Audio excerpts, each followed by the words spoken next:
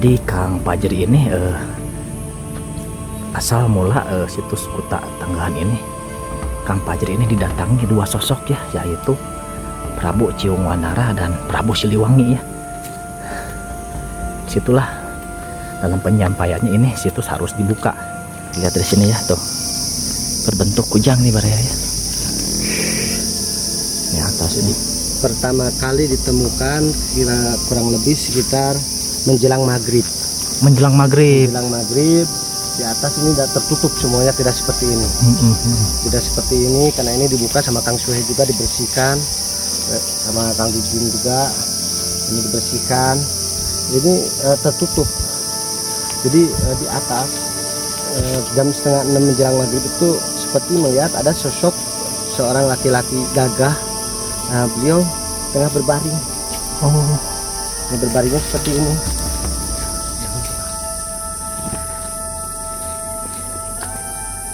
oh iya benar-benar. Jadi pas pertama ditemukan itu seperti ada yang seperti ini. Jadi tengah berbaring sepertinya, yang satu ke depan, yang satu turun, dan ini ada bekasnya. Tuh. Oh Bekas iya tumit Baraya, ya. bekas tumit ya, atau Iya. ujung kakinya Baraya. Ini. Luar biasa. Dan ini diperagakan seperti ini, memang awal pertamanya seperti itu. Oh, ngelihatnya memang seperti itu. Seperti itu melihatnya, dan ketika turun ke bawah di sini nggak ada siapa-siapa. Di sini juga ada dua simbol, yang mana ini simbol dari cakaran maung. Oh iya nih Baraya ya. Ya. Nih bekas cakaran maung Baraya, ini simbol itu. Yang sebelahnya kujang. Oh luar biasa Baraya tuh. Ini batu ya berbentuk kujang Baraya tuh. Jadi ini abad keberapa Pak kerajaan situs? Kalau dilihat dari cerita turun temurun, kerajaan Kuta Tanggahan itu dari abad 9, Abad 9. abad 8, abad 9. Berarti sudah ribuan tahun ya. Iya. Assalamualaikum warahmatullahi wabarakatuh. Baraya, kali ini saya sedang berada di Batu Lawang, Cianjur. Kali ini saya akan napak tilas ya ke situs peninggalan kerajaan Kuta Tanggahan Kemuningwangi, yang mana dipimpin oleh Raden Jayabenda. Dan ini peninggalan dari abad ke-9 Baraya ya. Jadi cikal bakal kerajaan Pajajaran itu di sini Baraya. Bagaimana keadaan di sana dan sejarahnya seperti apa? Mari kita ungkap riwayatnya. Nah, baik Baraya, rutenya ke sini ya, naik. Dan saya diantar langsung sama Kang Fajri selaku pengurus daripada situs Kuta Tanggahan ini. Alhamdulillah. Hari ini kita lihat langsung kondisi di atas ya. Kayak kita berbicara tentang Kuta Tanggahan ini supaya langsung di lokasinya, buktinya ada, artefaknya ada. Semua ini kan butuh dan perlu juga adanya penelitian dari berbagai pihak, dan juga tentang sejarah dari berbagai pihak juga untuk menyatukan persepsi semuanya. Karena bagaimanapun sejarah ini perlu dan sangat perlu untuk kehidupan di masa yang akan datang. Baik, kita akan naik Baraya.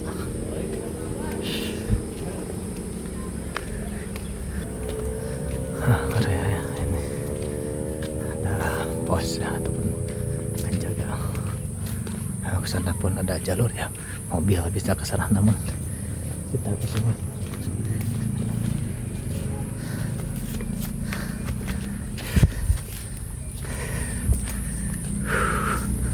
Lumayan nih Baraya ya, naiknya cukup tinggi juga.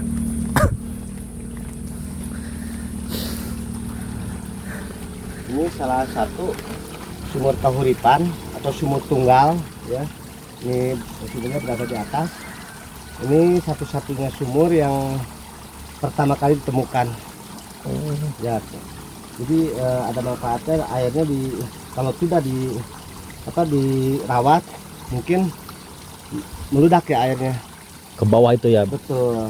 Dan ini jalan juga hasil daripada kerjasama dengan masyarakat. berjibaku dengan masyarakat, Masya semua Allah. swadaya. Kenapa? Karena ya jujur, akang pribadi pun dari segi kemampuan, finansial, dan semuanya keterbatasan. Dan ini alhamdulillah oleh warga masyarakat Kampung Cidaweng dengan Pak RT, Pak Asep Ismail ini bekerja sama untuk membuat jalan. Kalau Iya, dulunya nggak ada nggak seperti ini, Oh, nggak ada jalan berarti dulu mah? nggak ada Terus, jalan, nggak ada jalan, karena sangat terjal ya. Iya, iya. Ini dari tahun 2017 pertama ditemukan dalam keadaan hutan rimba. Iya. Jadi ini sekarang ini warga di bawah ini pada pakai air di sini berarti ya Pak? Iya, alhamdulillah. Alhamdulillah. Masya Allah. Itu di dalam airnya di sana, Oh, keluar ya. airnya itu sangat luar biasa. Gede sekali berarti. Iya, boleh dilihat, boleh. Oh, bisa dilihat. Boleh, boleh dilihat. Kita akan lihat Kan ya. lorong. Kenapa lorong ini sengaja batunya diturunkan karena takut disalahgunakan. Karena ini kan goa. Oh, goa ini. Iya, ketinggiannya lebih dari 1,5 meter Oh. dan dalam juga. Mm-mm. Sehingga ditutup lah, dan yang diambil hanya airnya. Oh, Dan ini Mbak airnya ya, tuh airnya. Tuh. Ini airnya jernih sekali Jernih. Mas ya. Jadi ini tuh takutnya banyak ritual Ya, yang menyimpang ya betul, Pak ya sekarang. betul. Dan itu dinding goanya di atas. Oh, Itu sengaja iya, Pak, batunya ya. diturunkan supaya untuk menutup disalahgunakannya. Iya, iya, iya, betul, betul. Oke, kita lanjut ke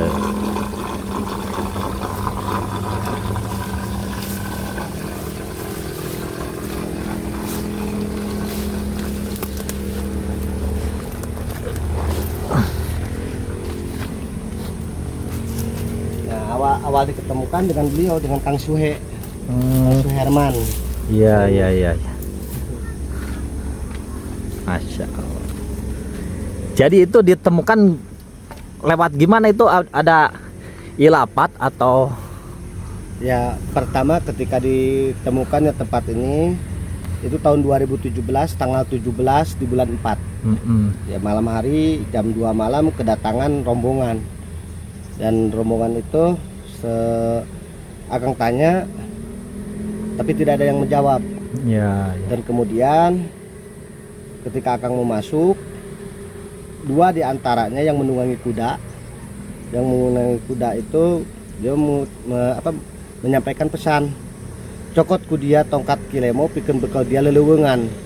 Kudu dicokot ka mana-mana, cokot ke batu lawang. Di mana eta tongkat kapanggih bewarakeun ka sakabehna, aing ngancik ngadeg di eta tempat samemeh talaga dibedahkeun gunung diurugkeun. Nah, itu bahasa yang datang penyampaian amanah tersebut, dan kemudian manggil Kang Suhe lah, dan Kang Suhe pun beliau sama malamnya, Mimpi yang sama. mimpi yang sama. Nah, ini beliau Oh, Masya Kang Suhe. Allah. Kang Suhe luar biasa ya. di malam itu. Sampai. Mimpi di mana beliau itu jalan ke satu tempat, kita berdua, tapi jalannya itu hancur. Iya, iya. Karena memang kita itu belum pernah ya masuk ke Batu Lawang tuh, dulu tuh belum pernah.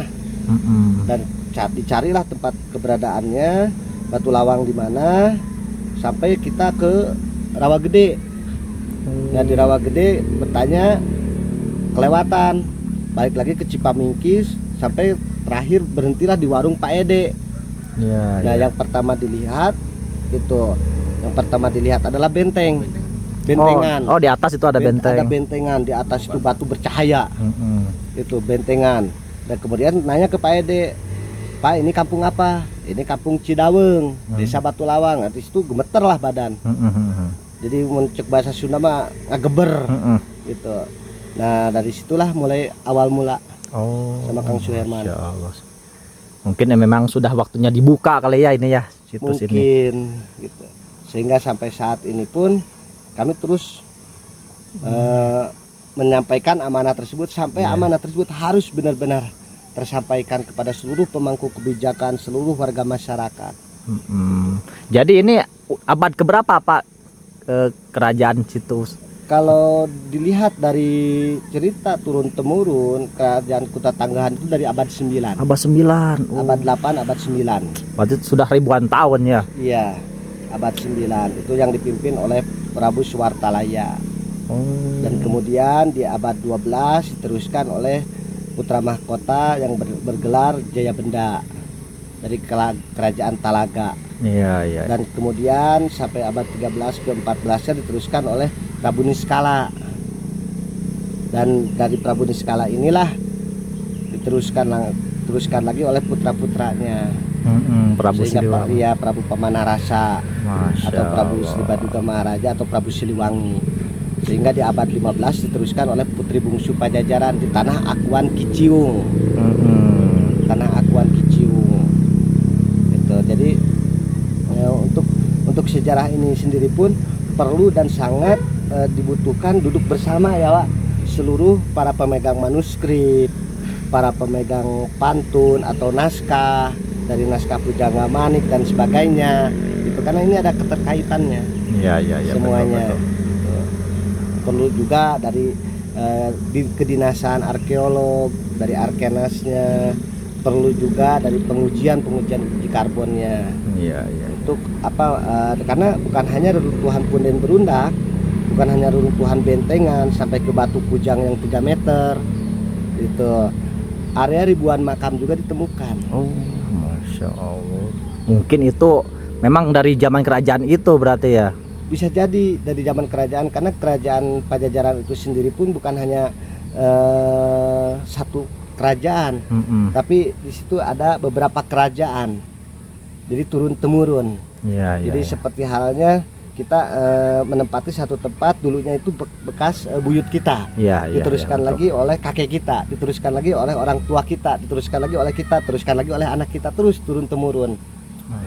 Dan Kuta Tanggahan ini sendiri pun berada tempat di belakang Telaga Warna dan Telaga Saat, dan berada di antara perbatasan antara Kabupaten Cianjur dan Bogor, di samping Sirah Cibeet, di Kampung Cidaweng, Desa Batu Lawang, Kecamatan Cipanas, Kabupaten Cianjur, yang dikenal sekarang Jalan Puncak 2. Oh, Puncak 2 sekarang. Sukamakmur. Iya.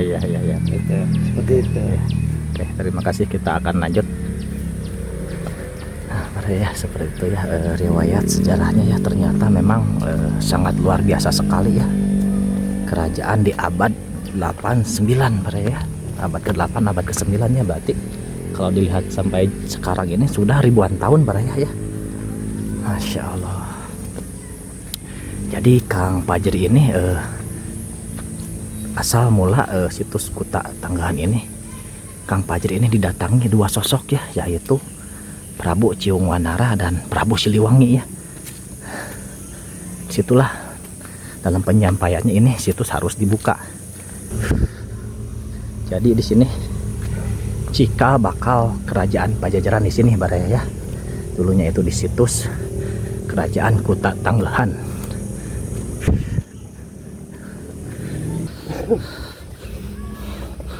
Alhamdulillah.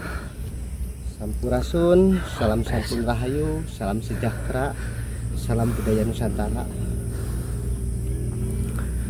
Alhamdulillah, kita sudah sampai di teras 1, yang dimana di teras 1 ini ada sebuah batu tugu yang berbentuk ujung kujang. Ya, kita akan lihat. Ini di teras 1 ya ya.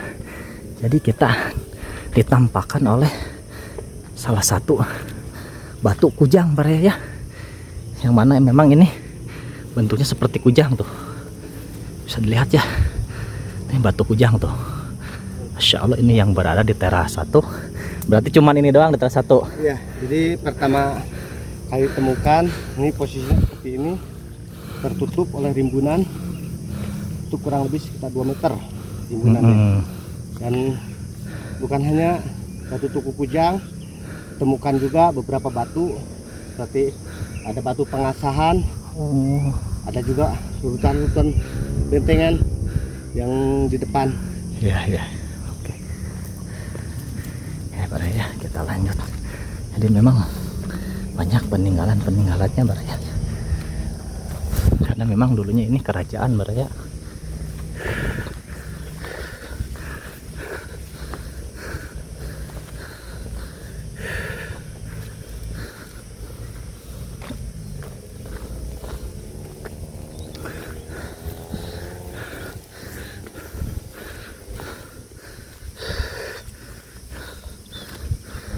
runtuhan bentengannya. Oh iya bener. Mungkin ini dulu mah tinggi kali ya Pak ya. Bisa jadi tinggi. Cuman berhubung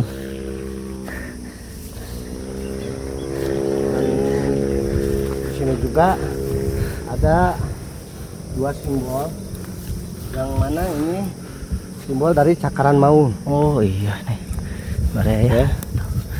Nih bekas cakaran maung Baraya ini simbol itu. Yang sebelahnya kujang. Oh luar biasa Baraya tuh. Ini batu ya berbentuk kujang Baraya tuh. Dan sebelah sana cakaran maung.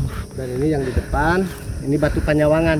Ini batu penyawangan. Ya, atau batu pengintai. Pengintai. Oh. Karena ketika kita berdiri di depan ini, kita melihat ke arah Sangabuana. Itu Gunung Sangabuana. Oh. Di depan kita tuh terlihat. Iya iya Yang iya. tertutup awan. Itu Gunung Sangabuana, Gunung Batu, Kota Bekasi, Cikarang, Karawang, semuanya. Ini di atas ini. Baraya ini batu pengintai. Jadi mungkin dulunya itu emang zaman kerajaan kan suka perang Pak ya. Betul. Mungkin dia melihat apabila ada serangan jadi ketahuan dari sini Pak ya. Dan di sini tuh terlihat ke arah apa namanya terbitnya matahari. Oh iya ya Timur. benar timur. Tuh Baraya jadi sebelah sana arah timur ya. Jadi ini tepat memposisikan ke arah timur Baraya. Nah di sininya ada 3 tangga. Iya benar. Nah dan di atas ini ada telapak kaki. Oh Ini yang kanan, Iya. ini yang kiri. Oh ini Dan Baraya. ini tempat duduk. Nah, dia bekas telapak kakinya Baraya ya. Sangat luar biasa. Nah, ada 2. Nah sini yang tengah tempat duduknya Pak ya. Oh, Tempat duduk. Nah berarti ini ketika mengintai gimana posisinya Pak? ini waktu pertama kali Akang melihat itu posisinya seperti ini. Nah posisinya Oh. langsung melihat ke Gunung Sangabuana langsung. Nah ini bekas telapak kakinya, juga ini bekas jarinya nih, Oh, iya iya iya. jari yang kanan. Luar biasa. Nah, itu langsung Gunung Sangabuana, Kota Bekasi, Cikarang, Karawang, yang disebut Bantar Sagara. Iya iya iya. Oke. Di sini juga ada telapak kaki yang mengarah ke Gunung Arca. Oh sebelah sana Gunung Arca. Iya, sebelah sana Gunung Arca Cipamingkis.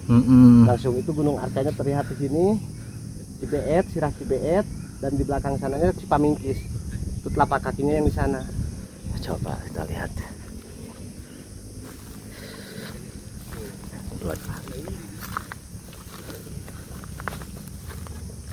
Nah, sebelum ke telapak kaki sana itu di sini ada yang namanya batu Pangsalatan. Atau Pangsalatan. Pangsalatan itu batu tempat penyerahan diri. Nah, Ibadah mungkin ya kalau bahasa. ibadah gitu, tempat peribadahan. Ini mengarah ke utara, Iya iya iya. kiblat, barat laut. Oh, Baraya ini Ini batu pangsalatannya. Kalau di Islam ini mungkin tempat ibadah Pak ya. betul, Dalam bahasa ininya disebut batu sajad. batu sajadah. Batu sajadah. Iya. Seperti ini ya Baraya. Jadi menghadapnya ke kiblatnya pas luar biasa. Oke. Saya udah patah. Ini yang kedepannya patah. Oh. Lepas. Oh berarti agak ada ke depannya berarti ya? Iya. Oh iya ya Baraya tuh. Bekas patahannya Kurang Baraya. lebih sekitar antara 20 sentian lebih yang patah.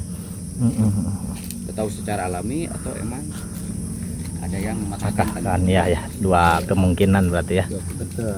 Dan ketika kita masuk di teras 1, kita memaknai dengan berbagai pemahaman ya.